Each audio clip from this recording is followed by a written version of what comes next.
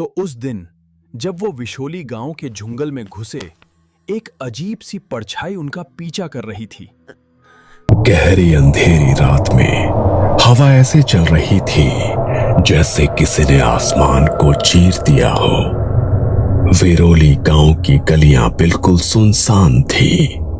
पेड़ों की डालियां एक दूसरे से टकरा रही थी और मंदिर की घंटी अपने आप झूल रही थी।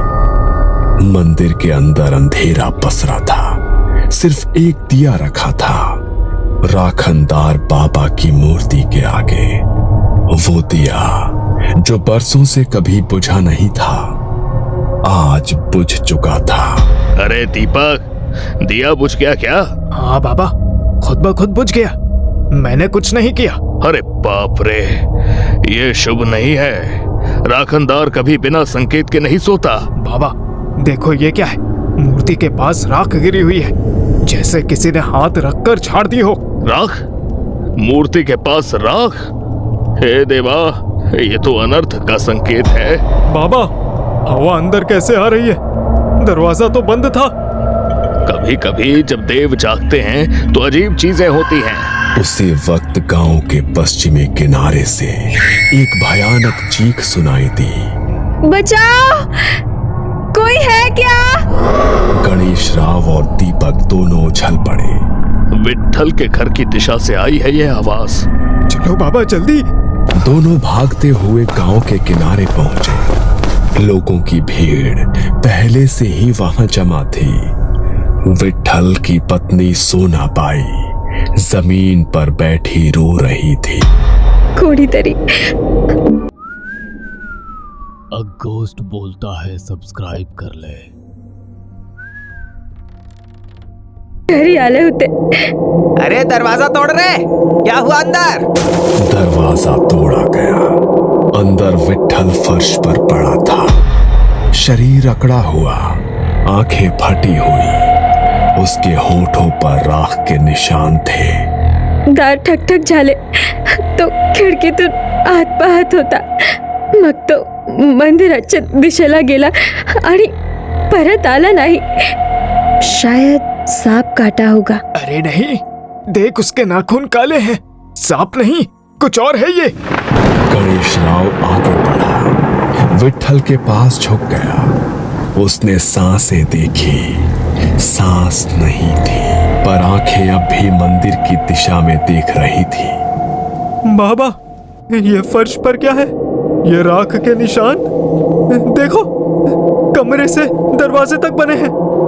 सबने देखा, राख की 3 लकीरें फर्श पर थीं, जैसे कोई राख से लिपटा आदमी अंदर आया हो और फिर हवा में गायब हो गया हो। राखनदार उठला है। भीड़ में सन्नाटा छा गया। कहीं दूर मंदिर की घंटी अपने आप बजी और हवा में फिर धुंध होने लगी। गांव के लोग मानते हैं कि गांव का हर इंसान राखनदार बाबा की छत्र छाया में जीता है। गांव की सीमा पर बना वेतोबा देव का मंदिर, जिसे अब सब राखनदार मंदिर कहते हैं, उसकी दीवारों पर सदियों पुरानी राख जमी है। कहते हैं कि वो राख उस साधु की है जिसने अपनी आत्मा को इस मंदिर में बांध दिया था। सदियों पहले वेरोली गांव पर एक प्रेत का साया था। रात में लोग गायब हो जाते थे, बच्चों के गले में नीले निशान दिखते थे और सुबह खेतों में लाशें मिलती थी। लोग कहते थे वो प्रेत जंगल के अंदर रहने वाली किसी कालिनी नाम की तांत्रिक औरत का भेजा हुआ था। तो उस समय कोई साधु आया था ना बाबा? हाँ, ध्रुवनाथ नाम का साधु। वो बनारस से आया था।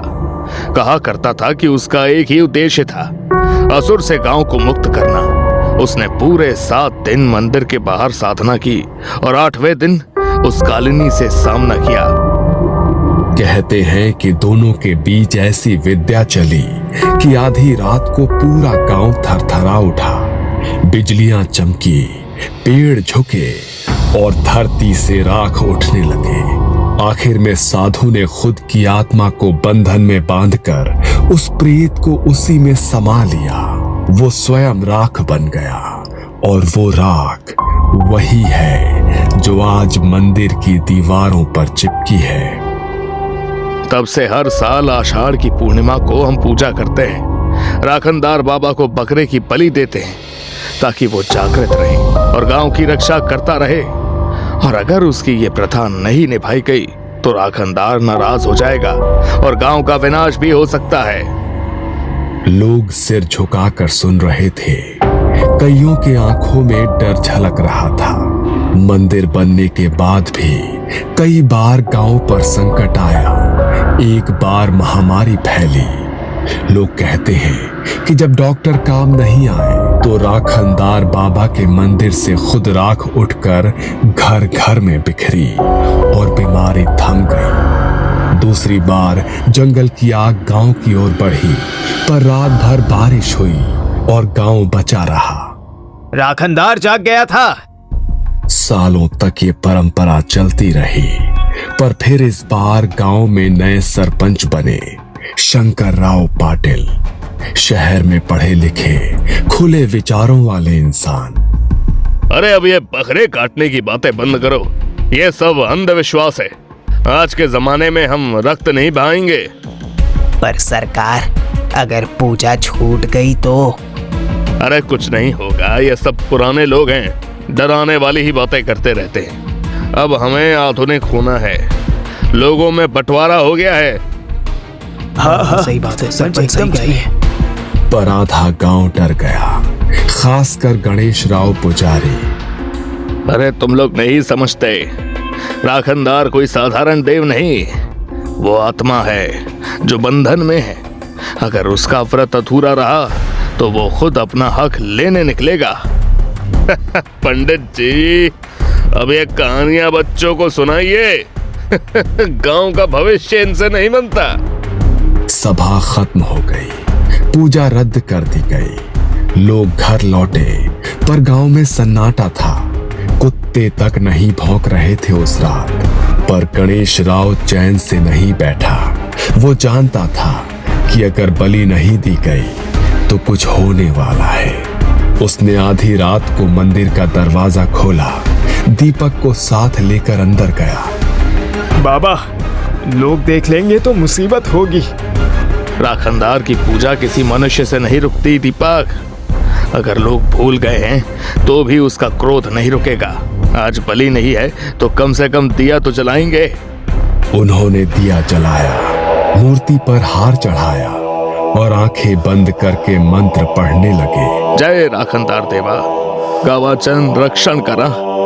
पर दिया जलते ही हवा का झोंका आया और दिया बुझ गया। मंदिर की दीवारों पर जमी राख धीरे धीरे नीचे गिरने लगी। दीपक डर कर पीछे हट गया। बाबा, बाबा, वो मूर्ति हिल रही है। गणेश राव की आंखें फैल गई। वो थर थर कांपने लगा। अब देर हो चुकी है। राखनदार जाग चुका है। मंदिर की मूर्ति धीरे धीरे हिलने लगी थी। मूर्ति हिलते ही गणेश राव और दीपक के पैरों तले जमीन खिसक गई।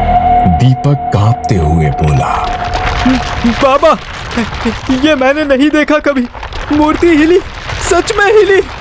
भाग दीपक, अभी मंदिर में रहना ठीक नहीं है, भाग। दोनों मंदिर से भागते हुए सीढ़ियों पर गिरते पड़ते नीचे उतरे और गांव की ओर दौड़ पड़े। पीछे और तेज हवा की आवाज आने लगी। अगली सुबह खेतों में काम करने गए किसानों ने देखा कि पशु मरे पड़े। उनके शरीर पर जलने जैसे निशान थे। खेत में जहां जहां सूखी घास थी वो जलकर राख फैली थी। अरे रे, ये क्या है? खेतों में राख किसने किया है? ये किसी ने नहीं, ये तो खुद जले हैं। ऐसे लग रहे हैं जैसे अंदर से सुलग रहे हो। खबर पूरे गांव में फैल गई। हर कोई कह रहा था कि राखनदार नाराज हो गया है। तब से रातें और भी डरावनी होने लगी। गांव के बीच वाले कुएं से रात में कदमों की आवाजें आती, धीमी, गीली, छपक छपक जैसे कोई पानी से बाहर निकलकर चल रहा हो। कल रात मैंने देखा कोई आदमी कुएं के पास खड़ा था, लेकिन जब पास गई तो वहां कीचड़ जैसी राख पड़ी थी। बस कोई कुछ नहीं समझ पा रहा था। लोगों ने सरपंच शंकर राव के घर जाकर कहा, अब पूजा करनी पड़ेगी सरकार, वरना गांव नहीं बचेगा। पर शंकर राव अब भी हंसता रहा। कुत्ते मर गए, गाय मरी तो उसमें भी भूत देखोगे? कुछ नहीं है ये, डॉक्टर को दिखाओ। अगली रात दीपक और गणेश राव मंदिर के बाहर चबूतरे पर सो रहे थे, क्योंकि डर के मारे अंदर जाना बंद कर चुके थे। आधी रात को अचानक मंदिर के अंदर घों घों सी आवाज आई, जैसे कोई गुर्रा रहा हो। दीपक चौंक कर उठा। कौन है वहां? बाबा, बाबा, आप सो रहे हो क्या? कोई जवाब नहीं। वो उठकर इधर उधर देखने लगा। अचानक फिर मंदिर की घंटियां अपने आप बजने लगी। दीपक का दिल जोर जोर से धड़कने लगा। वो कांपते कदमों से मूर्ति के पास गया और जैसे ही उसकी टॉर्च की रोशनी मूर्ति पर पड़ी, उसकी आंखें फटी की फटी रह गई। मूर्ति की आंखों से लाल तरल जैसा कुछ बह रहा था, जैसे खून, पर वो गाढ़ा था। मूर्ति पर अब भी वैसी ही दरारें पड़ी हुई थी। बाबा, बाबा, उठो, जल्दी उठो। गणेश राव नींद से हड़बड़ा कर उठा। क्या हुआ दीपक? देखो बाबा, मूर्ति के आंखों से कुछ बह रहा है। गणेश राव को आंखों पर भरोसा नहीं हो रहा था। उसने झट से पूजा की थाली उठाई, मंत्र पढ़ने लगा और दिए जलाने लगा। पर तभी तेज हवा बहने लगी और दिया जल ही नहीं रहा था। ए राखनदार देवा, शांत हो, हम ही बिसरलो नाही। अचानक मंदिर में धूप बत्ती अपने आप जल उठी और उसी वक्त मूर्ति के पीछे की दीवार से भारी और गहरी आवाज आई, माझं व्रत अपूर्ण राहिलं आहे। दीपक वही जमीन पर बैठ गया। उसका शरीर सुन्न हो गया। गणेश राव की सांसें रुक गई। गांव की हवा बदल चुकी थी।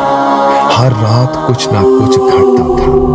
पहले लोग सोचते थे कि ये अफवाहें हैं, लेकिन अब लगातार 3 रातों में कोई ना कोई गायब होने लगा। तब सबके चेहरों पर डर साफ साफ दिखने लगा था।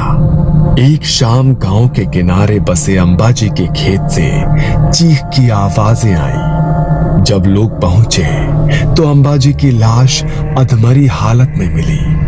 आंखें पूरी सफेद, चेहरा राख से भरा और छाती पर ऐसे लग रहा था जैसे किसी ने जोर देकर दबाया हो। सुबह होते होते ये खबर पूरे वेरोली में फैल गई। लोगों ने मंदिर की सीढ़ियां धोकर पूजा की कोशिश की, पर जैसे ही किसी ने दरवाजे के पास दीपक जलाया, हवा इतनी तेज चली कि लौ एकदम बुझ गई। मंदिर की घंटियां अपने आप बजने लगी।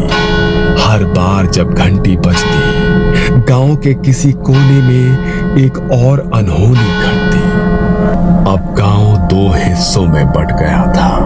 कुछ लोग मंदिर को हमेशा के लिए बंद करने की बात करने लगे। ये सब उसी आत्मा का श्राप है। अगर मंदिर बंद कर दिया जाए तो शायद सब शांत हो जाए। अरे मूर्खों, उसे बंद करोगे तो वो दीवारें तोड़ देगा।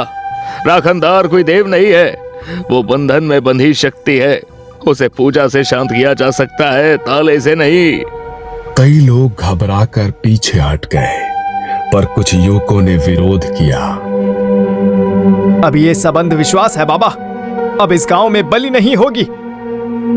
गणेश राव ने गहरी सांस ली और बस इतना कहा, अगर इस बार व्रत अधूरा रहा तो वो अपने हिस्से का रक्त खुद लेगा। अगली सुबह सुभाष की पत्नी ने अपने दरवाजे पर राख से बने 3 हाथों के निशान देखे। उसी दिन उनके घर की गाय अचानक से मरी हुई मिली। शरीर सूखा हुआ, जैसे किसी ने सारा खून खींच लिया हो। फिर दूसरे ही दिन खेतों में एक बच्चा गायब हुआ। माँ रोती चिल्लाती मंदिर के सामने गिरी।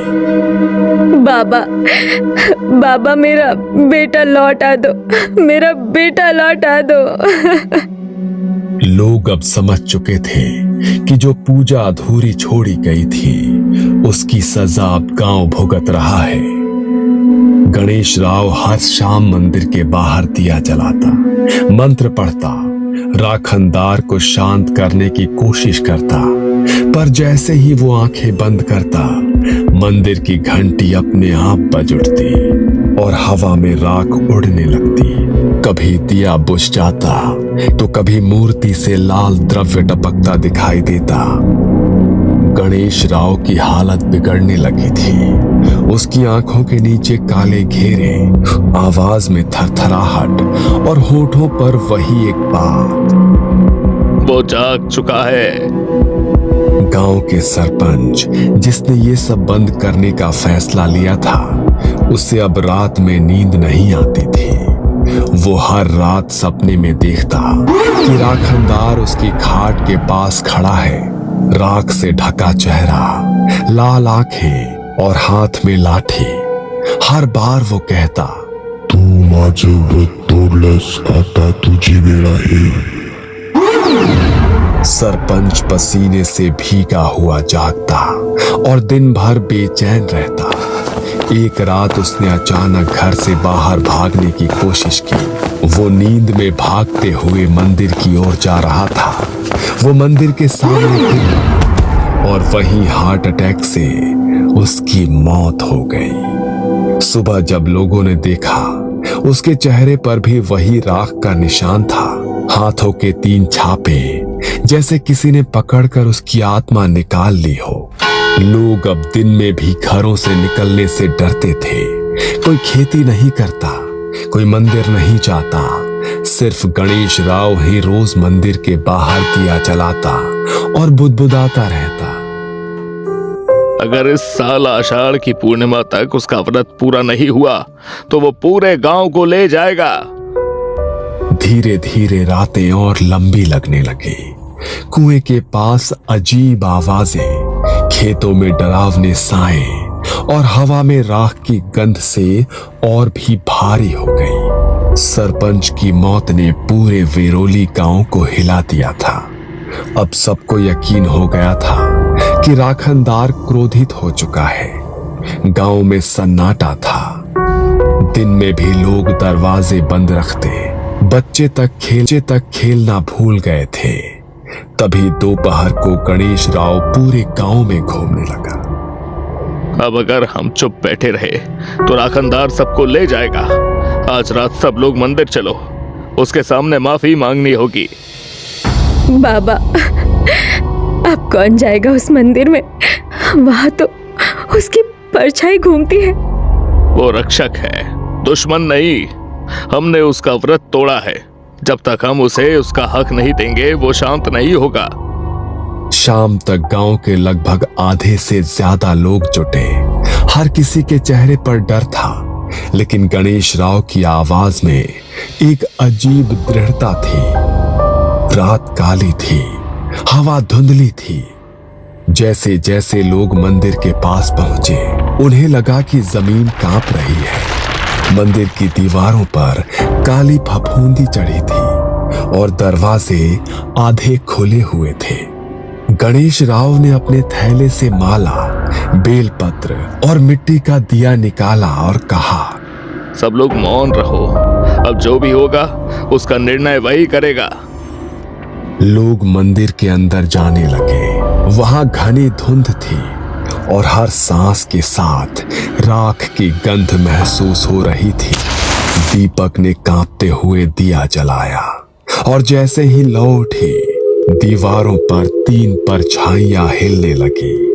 गणेश राव ने आंखें बंद की और मंत्र पढ़ने लगा। ओम रक्षणाय नमः, ग्राम पालकाय नमः, ओम इष्ट देवाय नमः।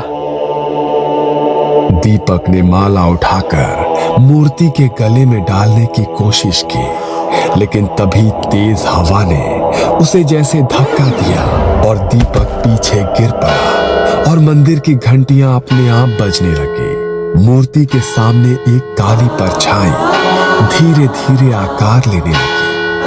वो इंसान से ऊंचा, राख से सना और उसकी आंखें अंगारों जैसी लाल थी।